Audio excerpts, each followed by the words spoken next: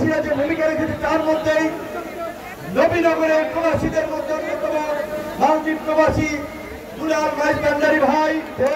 এইভাবে এই মঞ্চে বিভিন্ন পর্যায়ের নেতৃবৃন্দ আছে যাদের কথা বললে আরো 2-10 মিনিট চলে যাবে, কাজে আমি অত সবার নাম বলতে পারলাম না, সকলে ক্ষমা করবেন।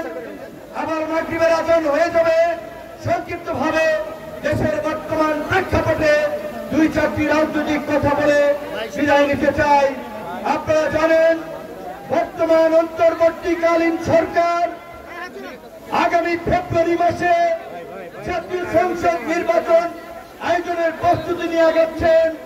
নির্বাচন কমিশন তার কার্যক্রম সম্পন্ন করছে।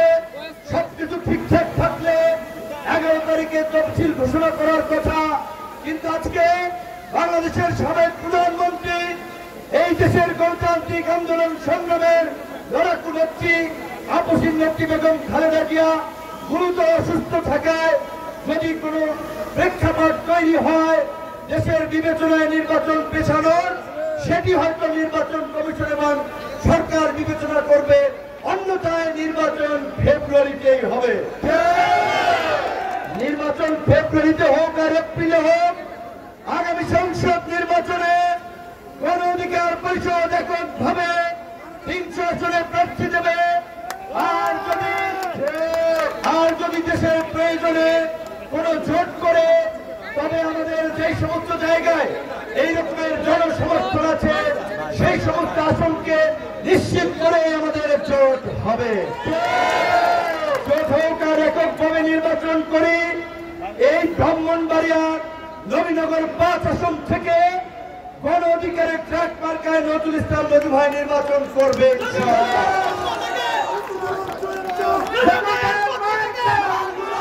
আজকে এই দেশের নাগরিকরা ঐতিহাসিক ভাবে রাষ্ট্র পরিচালনার যে অধিকার দীর্ঘ 16 বছর পরে ফিরে পেয়েছে, সেই অধিকার প্রতিষ্ঠা করার জন্য আমরা ছাত্র যুবক তরুণরা লড়াই করেছি, রক্ত দিয়েছি।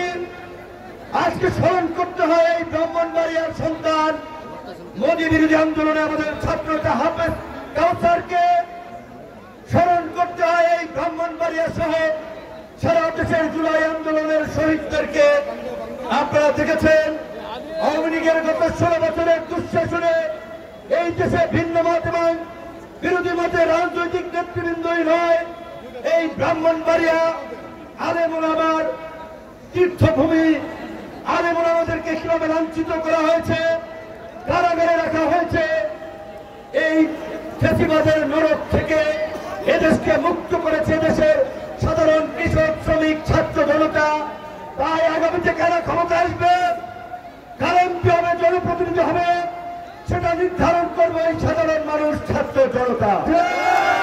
আর এই সাধারণ মানুষ ছাত্র জনতার প্রতিনিধি হয়ে রাজপথ থেকে গড়ে ওঠা দল, আন্দোলন সংগ্রামের মাধ্যমে গড়ে ওঠা দল গণ অধিকার পরিষদের প্রার্থীরা নির্বাচন করবে। আমরা এই ব্রাহ্মণবাড়িয়ার নবীনগর 5 এলাকার মানুষের প্রতি অনুরোধ করব, আহ্বান জানাবো, আপনারা ওই প্রথাগত রাজনীতির বাইরে আপনারা নতুন নেতৃত্বকে স্বাগত জানান। একমাত্র নতুন নেতৃত্বই পারে বাংলাদেশকে নতুন ভাবে বিনির্মাণ করতে, নতুন কিছু দিতে। কাজে আপনাদের সাথে, আপনাদের সামনে যে ঐতিহাসিক সুযোগ এসেছে বাংলাদেশ বদলের, ব্রাহ্মণবাড়িয়া বদলের, এই 3 বদলের স্লোগানে আপনাদেরকে নতুন নেতৃত্বকে বেছে নিতে হবে।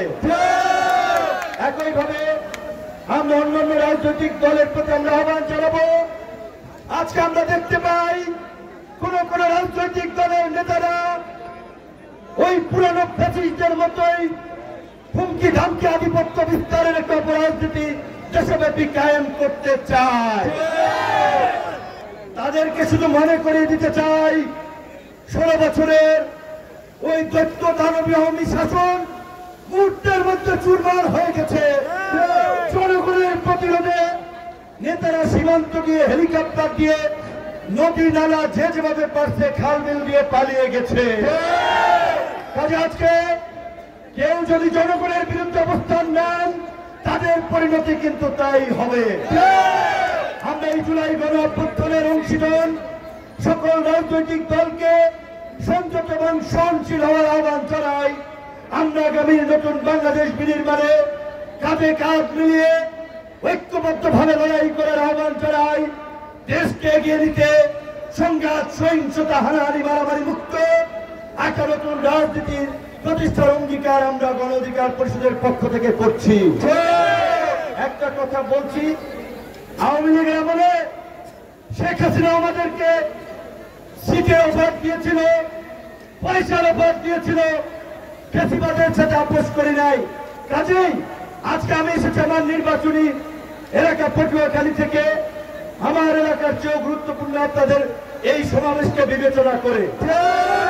সুতরাং আমরা 2-4টা সিটের জন্য কারো সাথে জোট করব না, এটা পরিষ্কার করছি। যদি দেশের প্রয়োজনে জোট করি তবে অবশ্যই আজকের এই পট পরিবর্তনে গণ অধিকার পরিষদের যে ভূমিকা, সেই যৌক্তিকতা এবং ন্যায্যতার বিচারে যদি কারোর সাথে সম্মানজনক আসন সমঝোতার ভিত্তিতে জোট হয়, হবে। কিন্তু ওই 2-4টা আসনের জন্য গণ অধিকার পরিষদ জোট করবে না। আর জোট করুক আর নাই করুক, আপনাদেরকে আমরা আশ্বস্ত করতে চাই, নজু ভাই নির্বাচন করবে এবং ইনশাআল্লাহ আমি আশাবাদী এই ব্রাহ্মণবাড়িয়া থেকে আগামীতে ট্রাকের প্রার্থী সংসদে যাবে।